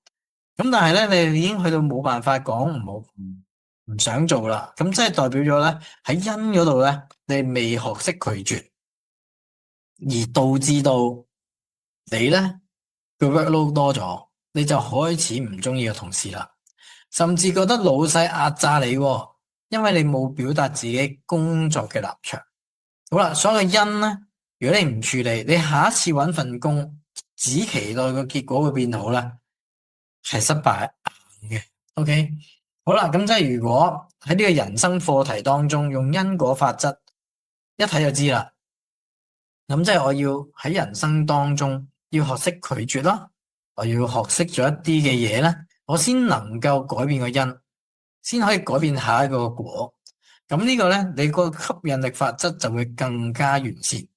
而呢樣嘢你需唔需要學習某樣嘢嘅咧？因為好多學吸引力法則係話你唔使乜都做，乜都唔使做嘅，你信念改變啦，你個人就改變。而且我哋信念改變啦之外，你嘅行為都要改變嘅。因為啱啱有講過潛意識噶嘛，潛意識呢座冰山下邊，只要你信念改變，你就行為改變。如果你行為冇改變咧，就代表咗你潛意識冇改變過㗎。咁你即係呃自己。咁你可以透過因果法則咧，了解自己如何成長，然後打破咗個因果關係。下一次咧，份工就會更好啦。甚至你了解一個因咧，你有機會唔使轉工，你都覺得成個情況扭轉咗。原來我學識咗拒絕同事個性格咧，有機會變咗第二個人咁樣嘅。拒絕咗佢，原來佢都 OK 嘅。咁你就唔需要再轉工啦，因為你喺呢一個嘅課題當中，你已經破解咗，甚至成長咗。喺宇宙角度嚟講咧，你就唔需要再經歷呢個課題。咁甚至唔需要轉工，已經化解咗啦。咁有啲人咧學身心靈就會經歷呢啲咁神奇嘅事。明明我思維改變咗啦，係唔夠㗎，你一定行為上做咗少少變化咧，件事咧就自動化解咗。咁呢個就係其中一個因果法則。咁而我哋咧，即係我自己最中意講咧，就係赫米斯宇宙法則嘅。因為我哋今日會講宇宙法則噶嘛，其實有7個。呢個係其中一個啦，因果，仲有啲叫律動循環法則啦，仲有啲嘅兩極法則啦、陰陽法則啦。呢一個如果睇通晒嘅話咧，係成個人生嘅關卡同課題咧，一拍落去就睇穿晒。咁所以咧係可以走捷徑一樣嘅。咁呢一個咧就係宇宙法則嘅重要性啦。OK，咁亦都希望大家聽完能夠應用。好啦，咁我哋學完吸引力法則或者啱啱個因果法則都好啦。你咧發現咗，你有啲嘢想顯化咧，都未必有啊。因為真正嘅玩家咧，基本上有分幾個級別嘅 NPC，即係一個冇自己意識被編寫嘅人啦。咁然後開始轉做玩家啦。當你玩家嘅時候，有啲人咧開始產生人生嘅使命啦。我覺得我應該可能甚至做靈性嘅導師啦，或者我應該咧會行某一條路，可能創業啦。但係當你行呢樣嘢嘅時候咧，明明我係個玩家，點解玩得唔順嘅咧？我見人哋玩嘅時候有乜有乜㗎喎，即係有車又有車，有樓又有樓，或者佢自己有自己嘅團隊，有自己嘅工作。點解而我去做呢個玩家嘅時候又做唔到咧？原因咧，大部分人去學身心靈咧，就係學咗思維上嘅嘢。原來有部分人咧係冇學過能量，而能量對於我哋嚟講咧係非常非常非常之重要。甚至係重要過宇宙法則少少，因為能量咧係呢個世界最流通嘅貨幣，亦都係萬物都係能量，所以你係唔能夠唔認識佢而用到宇宙法則嘅。所以咧，第三個我哋嘅攻略咧就係擴充能量嘅管道啦。嗱，點解用擴充能量管道唔係增加能量咧？原因咧就係我哋有啲快捷啲嘅方法係可以令到能量流通咗啦，你就已經具備使用能量嘅條件啦。咁我先描述一下究竟我哋有咩方式啦。因為我哋今日主要係臼井靈氣加宇宙法則啦，咁啱分享宇宙法則啦。咁而臼井靈氣裏邊咧有一個好重要嘅儀式咧，叫靈授。而靈授當中呢個儀式咧係可以將一個純正嘅靈性能量傳遞給學生啦，甚至喚醒到佢本身潛藏嘅靈性管道。好啦，咁呢個大家都 V 運運嘅，但係其實每個人與生俱來咧都有能量嘅管道，而呢個管道咧，大部分人如果冇學過啦，冇接觸過咧，係未被打通嘅。咁而如果打通咗之後啦，學生就更加容易感受到靈氣嘅共鳴啦，即係宇宙嘅能量之一啦。咁而亦都強化咗佢哋同源頭嘅連結，而亦都將佢呢個能量管道咧係可以變得大大加強使用能量啦。即係本身我冇嘅變到有，然後你就可以用到呢個能量啦。完成之後就用到靈氣。好啦，咁我會舉一啲視覺化令大家容易理解呢樣，因為能量始終比較抽象啲。咁我嘗試用呢一啲嘅圖啦去表達，每個人都有一個能量嘅管道。如果我哋冇學習過關於能量嘅任何東西，大部分嘅能量咧，就算你思維通咗都好啦，我諗通宇宙法則啦，我諗通咗好多嘢啦，我思維開始有智慧啦，點解你顯化唔到咧？原因就係個能量唔流通。每個人都有能量管道噶啦，塞咗。好啦，咁透過靈受咧，你可以咧將一啲嘅想法咧就落地，因為呢個管道就係塞咗啦。你可以理解就係呢個管道咧由頂輪去到底輪，係其中一條啫。咁啊，當然唔止一條嘅。咁我為咗大家明白咧，就係用呢個七輪。頂輪去到底輪，就係你嘅想法、你嘅思維、你嘅智慧。如何有效咧變咗喺現實中出現？咁我哋咧就用顯化呢個字啦。而家身心靈最興顯化。好啦，如果你塞咗管道，你睇翻左邊呢一邊，呢個能量有啦，有智慧啦，但係塞咗喎。咁呢個落唔落到嚟咧？大家一諗就諗到啦，落唔到嚟，咁就係顯化唔到。所以呢個咧就係能量嘅重要性啦。咁而當我哋做完靈受之後，阻塞嘅通道被清理咗。而咧靈受最好嘅地方，唔單止清理一次，當靈受咗呢個靈氣喺身上之後咧，佢被激活咧，佢就會不停咁持續同宇宙嘅聯繫，令到一啲堵塞嘅東西不停咁樣沖刷，所以係能夠維持能量嘅管道清淨啦，同埋加速呢個能量流動。咁而呢個管道開咗啦，會唔會就咁終止咧？係唔會嘅。透過你繼續嘅學習啦，繼續嘅生活上活用靈氣啦，活用能量啦，呢個嘅能量管道咧係越嚟越闊嘅。OK，咁闊又有咩用咧？因為所有嘅都係能量，呢個管道越闊，你就越流通，最尾變咗好龐大嘅能量管道咧，基本上你所想嘅就會顯化咗出嚟啦。即係呢個係最終極嘅狀態，基本上你諗嘅嘢咧就出現。有啲同學話，唉，我都做到啦，我一諗就諗到啦。通常諗啲細嘢就出現到嘅，但係一啲好想要嘅東西，或者你想人生有一種嘅獨特嘅體驗啦，但係嗰啲又唔出現喎。點解咧？原因嗰一啲嘅簡單嘅東西咧，容易落實咧，佢就會有足夠嘅能量推動。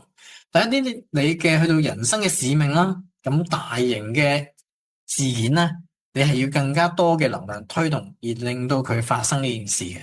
咁所以啦，咩叫活用靈氣咧？做完 attunement 之後就唔係停嘅，即係呢個能量，即係做完通道打通之後啦，你可能會透過幫助他人嘅療癒啦，幫自己嘅療癒啦，甚至喺生活上用多啲嘅符號。符號咧係有能量嘅獨特性嘅，係有功能性嘅。例如有啲符號可以即刻加強能量啦，有啲符號可以超越時間空間啦，有啲符號能夠可以令你嘅負能量瞬間轉做正能量啦。咁所以咧，當你活用咗呢個能量之後，你嘅管道就會越嚟越闊啦。咁啊，結果可想而知啦，你想要嘅東西咧就會自然地出現啦。咁點解用自然出現咧？因為佢唔需要用力。因為好多人都話我用力去諗啦，呢個係唔使嘅。基本上你一輕輕諗一諗咧，佢就相應地出現。咁好多人都問小草老師啊，你做呢個身心靈導師3年啫喎，點解會有自己嘅2個地方啊？會有咁多活動被邀請啊，甚至邀請去台灣教班啊？點解咧？因為呢個能量管道一打通，你就會莫名其妙發生啲不可思議嘅東西。咁呢個已經係達到個順流狀態。呢個狀態能唔能夠送俾人嘅咧？冇嘅。呢個能量狀態只係你能夠從人生當中體驗啦，就發現咗原來我已經喺順流啦。當你踏入順流狀態係用咩描述嘅咧？我唔小心進入咗順流嘅狀態，你唔係故意嘅，因為你係純粹用能量係一個習慣啦，佢就已經到咗噶啦。咁所以呢個咧係比宇宙法則更簡單，只要你喺生活上用多啲啦，就有機會吸引到你想嘅伴侶啦，你想嘅事業啦，甚至啱啱提到嘅你認為冇可能嘅工作咧，都會俾你揾到。咁我當然喺身邊有冇見過一啲自己定咗位揾某個工作，佢自己會出現啊？喺我身邊嘅其中一個同事仔就已經係啦。咁啊，亦都理想嘅狀態啦，輕鬆嘅人生啦，咁係會做得到。OK，好啦。咁而咧講咗能量咁耐啦，究竟我哋能唔能夠親手感受能量咧？咁亦都會用一個練習咧俾大家，咁亦都希望大家可以同時間一齊做啦。呢個練習係俾大家未感受過能量又好啦，或者感受嘅能量會唔會 feel 到咧？如果感受過嘅會唔會更強咧？感受唔到嘅會唔會有啲 feel 咧？好啦，咁啱有講過啦，如果冇感覺，會唔會有呢個可能咧？都有可能嘅，但係未必有咁大機會。OK，好啦，咁我咧希望大家陣間做完呢個體驗啦，分享下咩感覺感受。咁咧整日當中啦，都叫大家打1啊、2啊、3啊、4咧，希望大家今次咧體驗完之後，分享下你咩感覺同感受。咁如果冇咁點算咧？咁想當年嘅小草老師分享下先。想當年我去學靈氣啦，學能量啦。係由無感體質開始嘅。咩叫無感體質咧？即係 feel 唔到能量啦，亦都感知唔到能量啦。咁後來呢個關卡咧都俾我打破咗，係原來大部分人都學到嘅。我研究到係同腦嘅科學有關啦，同超感官有關。咁如果大家俾個線索，大家如果想學能量多啲嘅感應力啦，同你嘅右腦開發係有關係嘅。呢個係一個線索，咁亦都係研究咗一大段時間。好啦。咁咧，而家亦都希望大家一齊參與呢個練習啦。好啦，咁喺練習之前，因為大家啱聽咗好多資訊啦，咁我會俾1分鐘左右時間啦，大家去輕鬆下，飲啖水先。等大家啱啱一啲頭腦上啊思維嘅咧，放低佢先。體驗能量咧，記得唔好諗咁多嘢，因為右腦係當下。OK，唔好用思維邏輯就得噶啦。咁俾1分鐘時間大家，咁我都飲啖水先。咁我陣間會引導大家點樣去體驗噶啦。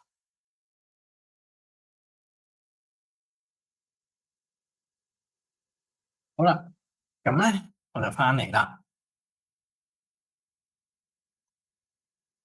好，咁咧首先啦，大家見到熒光幕啦，嗰度有兩隻手啦，加一個光。咁陣間咧，我哋會叫大家想像個光嘅。但係做呢個練習之前咧，我會先引導大家去做靜心。咁亦喺開始之前啦，我睇下大家都喺唔喺度先。陣間大家啱啱會1分鐘未翻嚟啦，咁就有啲人陣間中間入咧，就未必參與得到。咁咧，如果喺度嘅話咧，大家一致先。ready 啦，代表咗好，話人數都好多啊，今日都好啦。咁咧，首先我會引導大家去靜心先嘅。咁首先咧，大家先閉起雙眼先啦，先合埋隻眼，做3個深呼吸，令到自己呼吸速度咧減慢啲先，慢慢嘅吸氣，慢慢嘅呼氣。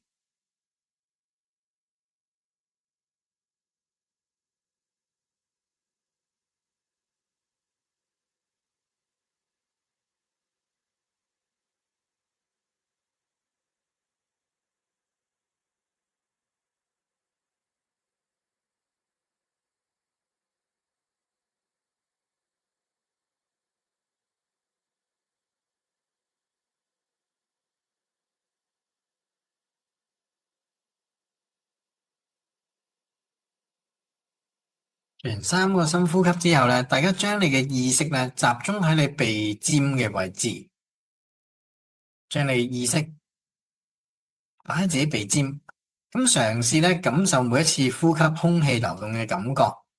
例如啦，嘗試感受吸氣嘅時候，空氣經過你嘅鼻孔進入你嘅身體，有咩感覺？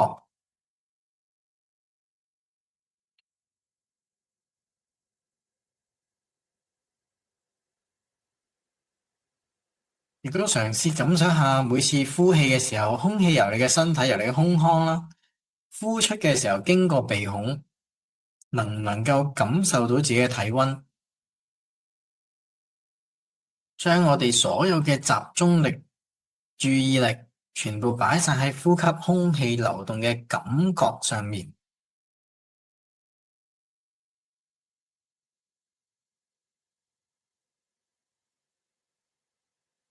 咁呢個靜心咧，會大約俾1分鐘左右時間咧，大家專注去呼吸。咁喺專注呼吸嘅同時咧，大家亦都要放鬆自己嘅身體喎，放鬆你嘅肩頸啦，放鬆膊頭，放鬆雙手，放鬆條腰，放鬆雙腳，放鬆身體每一個位置，但仍然專注呼吸。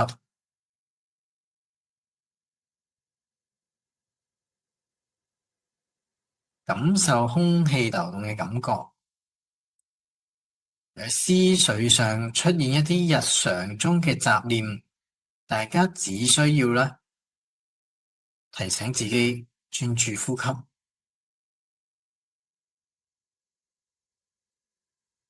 如果大家知道咩叫微心輪嘅話，你專注呼吸嘅同時，亦都可以將你嘅意識咧擺喺微心，睇會唔會大家有一啲唔同嘅體驗。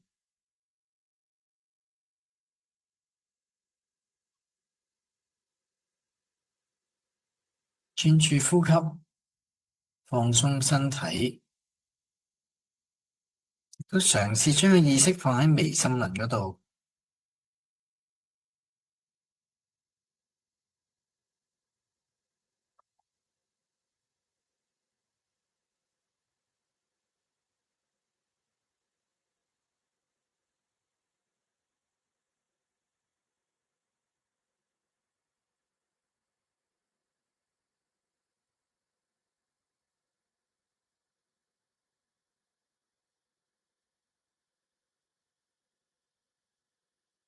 好啦，咁大家專注完呼吸之後啦，咁就慢慢咁張開雙眼。咁而家咧，我哋咧嘗試伸兩隻手出嚟啦。張開咗雙眼之後，就好似熒幕嗰個手拎出嚟。咁記得隻手唔好拎太高啦，拎太高隻手會攰嘅。咁我哋拎到一個舒服嘅位置，然後想象我哋手上邊咧有兩個能量波波，兩個光球，一隻手一隻。你見到畫面得一個嘅啫，你想象每一隻手上邊都一隻。你可以開埋眼，你可以開眼啦，合眼都得嘅。先想象兩個能量嘅波波，而喺呢個過程當中咧，如果有感覺同冇感覺咧，都跟住照做先。好啦，想象完兩個能量波波之後咧，我哋隻手咧向上輕托下去。咁咩叫輕托咧？隻手慢慢向上拎起，然後落翻嚟，拎起落翻嚟。如果唔知，可以望一望熒光幕嘅我，拎起落翻嚟。咁呢個咧就係輕托下去啦。感受下隻手有冇咩感覺？好，咁有冇感覺都冇所謂嘅。咁咧之後咧，我哋就跟住下一個步驟啦。下一個步驟咧，喺我哋意識當中，將兩個能量嘅光球合二為一，變做一個光球啦。正正就係熒光幕嗰個畫面個光球。然後咧，我哋手心咧對住手心，即係我哋而家手咧，隻手對住個手啦，手心對住手心，個光球就喺手心中間。咁下一個步驟咧，咁我哋隻手咧記得唔好擺咁近，我哋隻手咧而家喺膊頭咁闊先嘅。而下一個步驟，我哋咧嘗試咧透過呼吸去擠壓佢。吸氣嘅時候咧，用鼻吸嘅時候咧就唔喐佢；呼氣嘅時候都係鼻呼啦。想象隻手噴啲能量去夾扁個波波就得啦。咁而家大家可以深呼吸，吸下氣啦，隻手唔喐啦。呼氣嘅時候，隻手咧慢慢壓扁佢，將佢手與手之間距離，將手心嘅能量波波夾扁佢。咁繼續重複啦，吸氣就唔喐，呼氣咧繼續壓扁佢。咁壓到手與手之間咧，剩翻5cm 嘅距離咧就停低啦，唔好夾埋一齊，去到5cm 就 OK 啦。去到5cm。咁呢個時候咧，如果你手與手之間剩翻5cm啦，你要做嘅動作咧就係用你哋嘅右手向前打圈。好啦，如果唔知點做咧，望一望熒光幕啦。右手向前打圈，咁咧喺左手嗰度咧就 feel 下有咩感覺啦。右手打圈，左手嘅手掌咧去感受下有咩感覺。咁唔使喐咁快啊！如果有太快咧，有啲風咧就唔計能量感覺噶啦。慢慢喐，咁除咗喺呢一度兜下之外啦，可以兜到去你嘅手嘅側邊啦，即係你手掌嘅側邊，例如啲手指頭啊，甚至去到手背啊，係啦。如果唔知點樣做，可以望一望我個熒光幕啦，去到手背啊，再去到你嘅前臂，你只要喺你嘅手附近唔掂到，係唔觸碰到咧，你都可以帶動去其他嘅位置，而嘗試下感受下左手咧有咩感覺或者感受。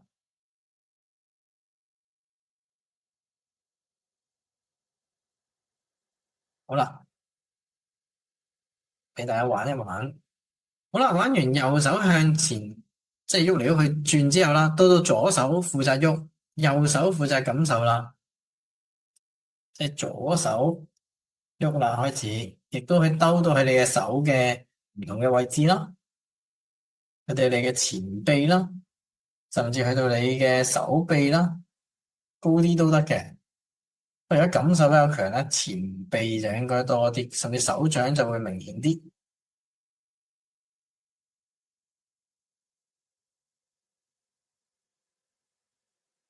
喺手臂。手掌、手背咁嘅距離咧，記得剩翻5cm，唔好太近喎。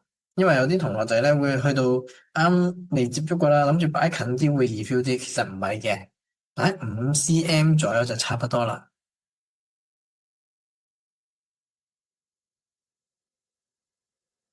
好，咁之後啦，我哋咧搓完一輪，隻手咧就手心對翻手心，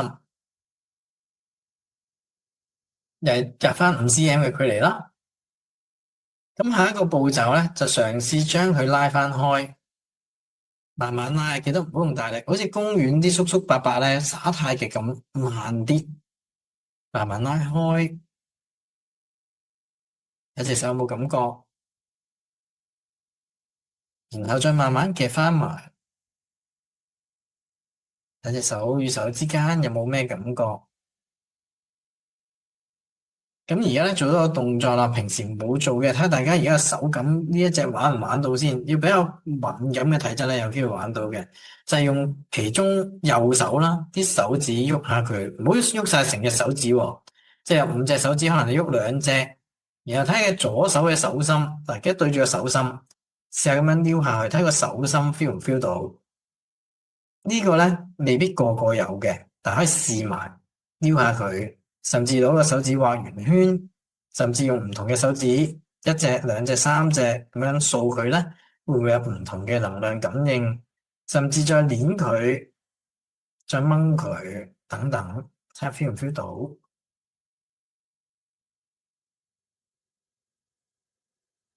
試完右手喐，試下左手喐，會唔會有啲唔一樣？睇下有冇一隻嘅感應力會強啲嘅。練得耐就左右手差唔多，但係新學咧有機會左右手不一樣，咁俾大家試埋呢個可能性，喐下佢。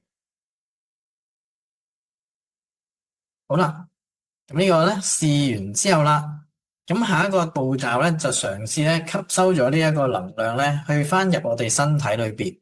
咁而家呢個手與手之間有個能量嘅光球啦，我哋想象佢一分為二，經過我哋嘅手心咧吸氣嘅時候咧進入身體。咁我講完呢一次過做就得噶啦。吸氣嘅時候，想象佢兩邊分開，沿住手心進入咗我哋嘅心口嘅位置啦。呼氣咧，帶動去我哋嘅肚臍下方大約3cm 左右。咁我哋鼻吸鼻呼就得噶啦。咁如果大家做完呢個動作，吸完再呼咧，再感受下隻手有冇感覺或者感受。如果仲有嘅話，再重複再吸氣，再呼，帶動翻去呢一個嘅臍輪啦，我哋叫做睇下有冇隻手仲有冇。如果冇嘅話咧，隻手就放低得啦。如果仲有咧，就做第3次吸同呼，你跟翻自己呼吸節奏就得啦。而家做完3次都仲有感覺嘅，隻手都仲有啲能量感覺咧，拍咗就得啦，拍散佢。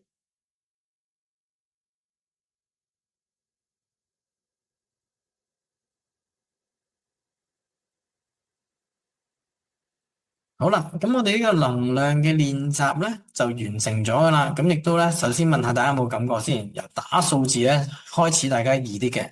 咁樣有感覺打三，冇感覺打四就得啦。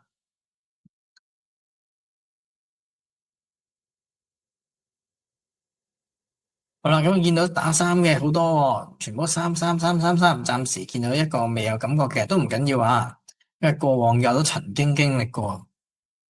好啦，有兩個 feel 唔到嘅。係啦，咁亦都唔緊要啊。咁咧，我可以咧之後俾一啲方法咧，大家去嘗試自己咧繼續練都得。好啦，咁而大家都大部分人都有啦。咁冇嘅咧，陣間先再教大家點樣可以再提升啦。好啦，咁而家咧想大家咧分享一下，係啦，又見到有人分享咗打三嘅同學仔朋友仔啦，究竟隻手有咩感覺或者感受咧？手掌有刺嗰個咩字？刺嘟嘅感覺，有啲刺刺麻麻嘅感覺，我估計有微嘅感覺。咁大家都分享下啦。因為呢個體驗咧，其實最好咧就係你可以聽到人哋有咩感覺。好啦，有啲吉啦，有啲人熱嘅感覺啦，有啲人手麻麻地啦，有熱嘅風經過啦，有股氣流流過啦。你會見到咧，有啲人啲感覺係唔一樣噶，係啦，吉吉麻麻，仲有痕痕地嘅感覺啦。有啲人未必有痕嘅，有啲人吉麻嘅感覺未必痕嘅。手掌有熱力啦，磁力嘅感覺啦，又有新嘅感覺啦，磁性啦，有啲好似磁石與磁石之間嘅排斥力啦，有暖暖啲嘅感覺啦，有吉吉麻麻嘅感覺。好啦，咁我非常之開心見到大家能夠分享你嘅感覺感受啦。咁而呢一個咧，就算過往冇感受嘅能量咧，只要受到適當嘅指引嘅話咧，你嘅能量就可以被激活啦。同埋大家其實喺開始之前咧，叫大家玩能量嗰陣時候咧，唔知大家有冇偷睇過熒光幕？我喺度畫緊啲符號嘅。咁呢個符號咧，包括搖佢嘅符號啦，去嘗試咧增加大家手嘅能量。好啦，你話，誒，我見唔到你個樣，傳唔傳到能量過去嘅咧？其實能量係好得意嘅，只要有大家嘅任何嘅一個資訊啦，哪怕多與少咧，都可以嘅。就係個名唔知真唔真都好啦，只要個連結性咧，都傳輸到過去噶啦。咁所以咧，呢一個咧，亦都可以加強咗大家手嘅感覺。其實大家只可以自己試嘅，個感覺可能有啲啲唔一樣，但係都會有噶。好啦，有啲吉吉麻麻暖暖地啦，左手右手喐嗰陣時咧，手心都有氣喐喎，咁個氣感好強啊 Van，即係如果例如用手指咁樣喐喐喐啦，如果都 feel 到咧，如果冇學過能量嚟講，已經算係一個高敏嘅手感嚟噶啦。通常要用呢一個練到有氣感咧，對於氣功師傅嚟講，都可能要用翻即係快則一個禮拜，慢則一個月咁樣嘅。咁但係呢個練習咧，點解會咁有信心俾大家玩咧？原因就係當然有用過搖佢嘅符號俾大家加咗能量啦，亦都有適當嘅指引靜心啦，咁就已經可以 feel 到啦。其實想證明啲咩？大家本身與生俱來都有能量嘅管道。只要你有適當嘅引導啦，同學習咧，呢個能量管道咧會越嚟越闊咁解啦。OK，好啦，咁而冇感覺嘅點算咧？咁啱啱話咧個線索係在於右腦啊嘛。咁呢個方法咧亦都有感覺人都可以練嘅，因為如果你覺得啊有感覺跟一麻麻，但係我想再強烈啲嘅感覺喎，咁都可以練嘅。就係你揾一啲嘅圖像啦。去刺激下自己嘅雙眼。咁咩叫圖像咧？啊，咁樣有啲複雜，講個簡單啲嘅先。大家冇工具嘅情況下都練到嘅，大家一齊練埋都得。你可以合埋隻眼，係而家可以一齊合埋隻眼啦。然後咧，你嘗試想像士多啤梨，想像得噶啦。想像士多啤梨咧，你可以去嘗試放大佢啦，見下士多啤梨啲核啦。然後可以睇下個士多啤梨咩色嘅，究竟你個士多啤梨係紅色啊，定係綠色，定係粉紅色，定係白色，定係啡色咧？嗱，因為想像係無限嘅，所以例如我講出唔合常理咧，喺你腦海裏邊咧，你都有機會想像到。OK，好啦，咁甚至啦，可以當好似 touch screen 咁樣啦，即係好似手機啲熒光幕咧，你想像佢掂住個士多啤梨轉佢喎，轉佢做點樣轉咧？你試下去打橫掃佢啦，佢識得轉啦。然後你向上撩佢，可能會見到個士多啤梨個頂啦，見到士多啤梨個尖尖啦。睇下你腦海當中能唔能夠建立到呢個圖像。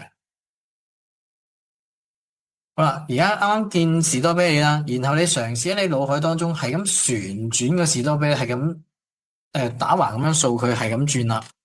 轉下個士多啤梨，可唔可以轉咗一隻大笨象出嚟咧？隻大笨象係咩色嘅咧？會唔會係粉紅色嘅大笨象咧？係啦，好啦，甚至隻大笨象識唔識喐啊？個鼻識唔識喐啊？個鼻可唔可以突然之間叫伸長縮短啊？好，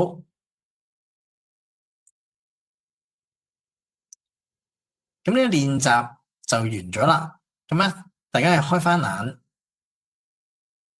問下大家先，大家想唔想像到士多啤梨先？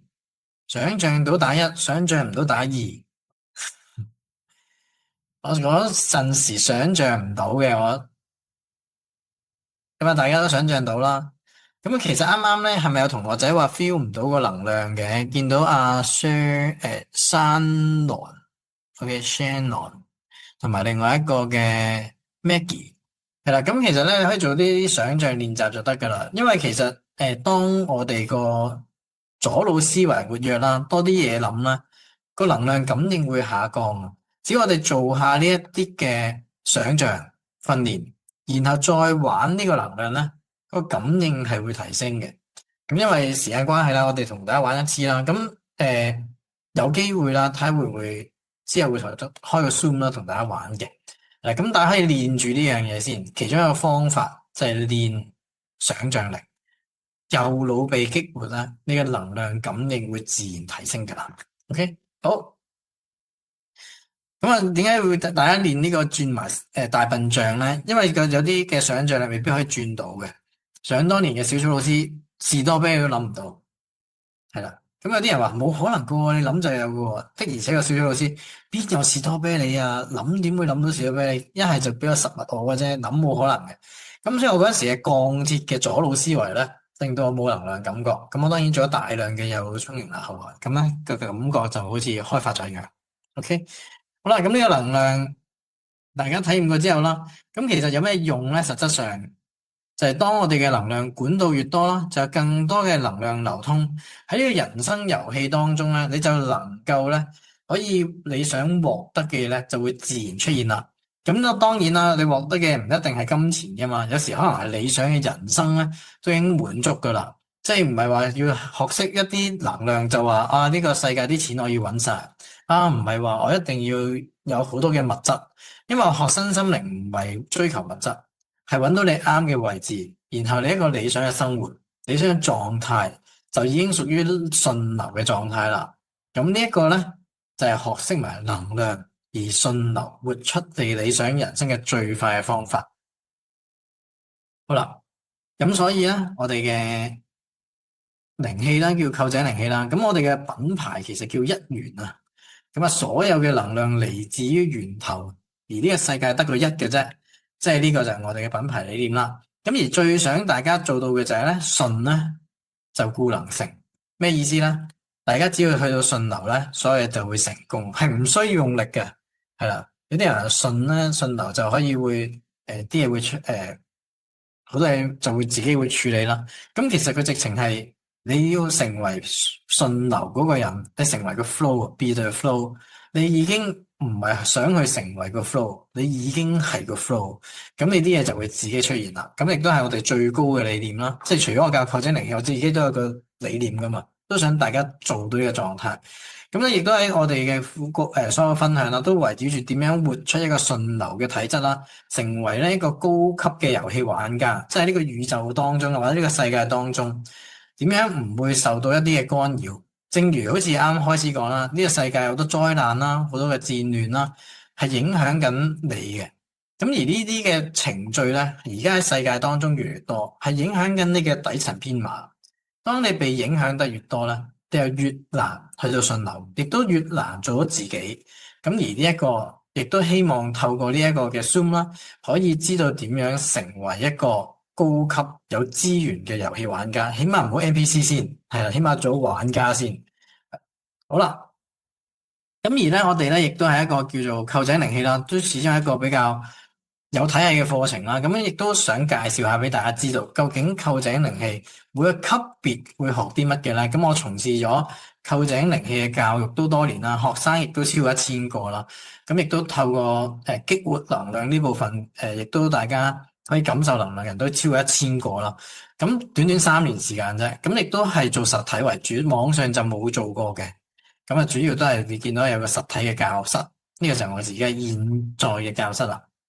好啦，咁我哋嘅課程嘅內容啦，主要係實體教學，亦都冇遙距噶啦。因為好多人話，哇，我會唔會有遙距啊？即係冇嘅，因為我好注重呢個能量嘅質素。雖然大家啱透過符號遙距啦，但係零售呢樣嘢遙距咧，係會有啲能量上嘅差異性嘅。咁所以我只會專注於實體嘅教學。咁而亦都會想大家破解到人生嘅遊戲啦。喺第一階初階，總共有4階嘅。第一階初階咧，就學識咗了解人生嘅角色。首先啦，正如我哋啱所講嘅，就係要有人生嘅角色，就係揾到自己啱嘅位置。首先喺我哋嘅初階，了解人生嘅角色嘅情緒解碼啦。我嘅情緒係咪人哋賦予嘅咧？我哋可唔可以自己編寫自己情緒咧？即係你已經由 NPC 情緒係受環境影響啦，受情緒困擾嘅人啦。原來呢個情緒嘅編碼咧，可以自己寫嘅。咁呢個就係打破 NPC 嘅程序啦，喺初階。咁啊，亦都係非常之有價值嘅。好啦，咁而中階啦，中階即係第2級別啦，可以了解宇宙法則，亦都係了解呢個遊戲規則，令到你人生容易啲破解一啲人生課題啦，甚至有啲嘢你解構唔到，點解我要無限經歷嘅咧？點解會咁樣發生嘅咧？透過宇宙法則你去睇清晒自己，甚至睇埋人哋都得嘅。當然啦，我哋建議睇下自己先啦，睇完自己先睇人哋啦，因為每個人都係遊戲噶嘛。自己玩唔掂嘅遊戲就唔好搞人哋嘅遊戲嘅，呢個係我自己嘅一個理念，就先處理好自己啦。咁更加了解自己嘅角色之後咧，嘗試達成呢個角色喎，因為你知道咗之後，你未必做到個角色噶嘛。咁咧喺中班我哋嘅中階課程啦，都係教大家點樣打破一個限制性信念，打破你嘅固有嘅界限啦，去從而去行上你嘅人生角色之路嘅。高階啦，又係更加了解宇宙遊戲嘅規則啦。呢一個規則之後，亦都會更加了解自己嘅人生角色啦。因為我哋除咗開始了解情緒編碼啦，原來編碼有好多種嘅。你甚至將你過往嘅編碼攞翻啲資訊咧，你會可以更加清楚呢一刻過往而累積嘅我應該要去到邊個順流嘅位置咧。咁就係高階裏邊教啦。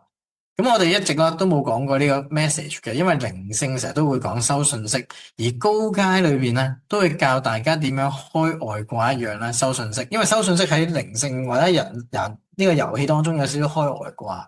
咁點解整個內容都唔講咧？開外掛，因為大家都好渴望。其實我主要嘅重點都唔係呢個，但係當然啦，靈性裏邊係有呢個每人與生俱來都收到信息嘅。咁而高我嘅信息咧，亦都大家都會聽過。咁呢個信息究竟有咩用咧？每人與生俱來都有噶嘛。咁收嚟咧，就係你會知道一啲嘅人生決策係唔需要用思維邏輯去揀嘅。例如好似我自己個思維邏輯好強嘅，我成日都睇啲科學嘅書。咁而我人生嘅規劃，例如你問我創業，我可以寫10個計劃出嚟。咁而喺每個計劃當中，你用思維去揀咧，通常都冇乜太好嘅結果嘅。即係你想象一下啦，你可以諗嘅就係我機關算盡，然後就係想做呢個係認為最好，但係出嚟嘅結果咧，有機會係差嘅。咁因為宇宙嘅遊戲玩法咧，唔係以你嘅思維諗到最完美，係用信息而帶動，令到你可以帶到一個最好嘅決策咧，就係信息啦。咁而呢一個嘅信息就喺幫我哋喺人生遊戲當中啦，迅速破關嘅。咁亦都大家會見到我點解我嘅決策感唔合邏輯嘅，有時即係如果認識我嘅同學仔，點解會咁樣都會做咧？因為冇辦法，呢個信息只會跟住做咧，你就會有突破性嘅發展啦。咁呢個所以點解我做呢一個短短3年比較成功嘅原因。好啦，咁有大師階啦，因為唔止三階嘅，第四階咧就有大師階層面啦，就能夠擴充能量嘅管道啦。咁其實能量擴充唔止喺大師階先有㗎，啱啱我哋提到嘅靈授嘅儀式啦，喺初中高裏邊咧都會 keep 住有嘅，咁而亦都會深化啲能量嘅技巧啦，令你更加喺日常生活中可以活用到靈性靈氣嘅嘢嘅。好啦，咁而大師階有3日嘅課程，咁所以總數咧，初中高階各1天，大師階就3天，總數就6天啦。咁而所有嘅內容啦，都能夠將我哋嘅擴展我哋嘅管道噶啦，由細咧慢慢擴大。正如好似啱 show 俾大家睇啦，塞咗嘅慢慢由通嘅變大，咁亦都可以慢慢令到你一啲人生嘅自然咧發生出現嘅。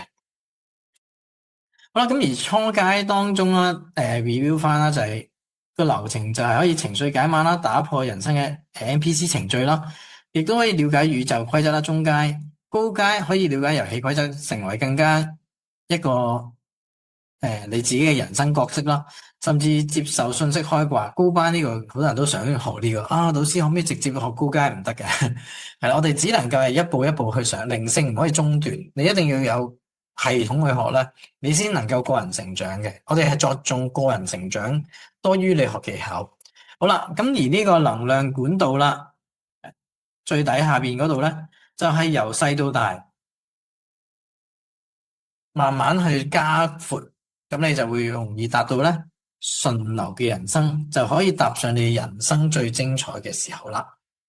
好啦，咁我哋都介紹下我哋嘅。因為我始終都係個導師啦，咁亦都想分享下我哋嘅課程嘅價錢啦，係幾多錢嘅。